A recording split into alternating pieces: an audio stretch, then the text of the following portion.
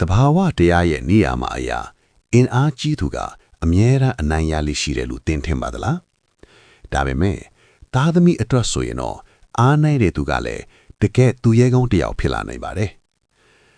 အာဖရိကရဲ့ဆဗာနာမြက်ခင်းမြင်ကြီးတဲ့ကတွင်းအောင်အောင်လေးတစ်ခုဒီနေရာမှာမိခင်စာပဲကြောင်းနဲ့သူ့ရဲ့ရင်သွေးလေးလေအေးချမ်းချမ်းနေထိုင်နေကြတာပါ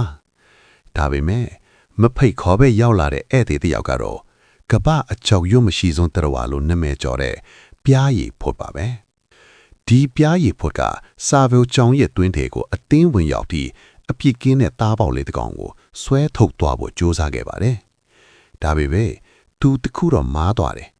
အဲ့ဒါကမိခင်တယောက်ရဲ့ဒေါသကိုလာဆော့မိလိုက်တာပါပဲ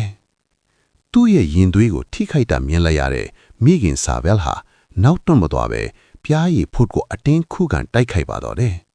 လက်သေးတွေသွားတွေနဲ့အစွမ်းကုန်ပြန်လဲတိုက်ခိုက်ရင်သားသမီးကိုကာကွယ်နေတာက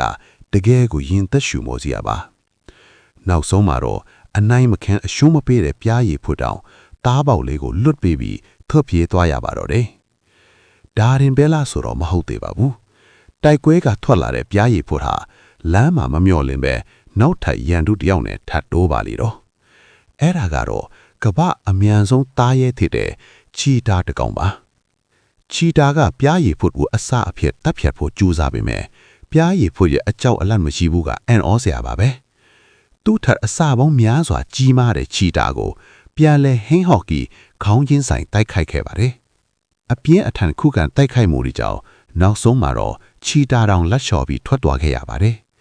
မိခင်စာပြောကလည်းသူ့ရဲ့သားသမီးလေးတွေကိုတွင်းထဲမှာပြန်လဲစူးစီးပြီးနွန်းနွန်းထွေးထွေးပြုစုနိုင်ခဲ့ပါပြီ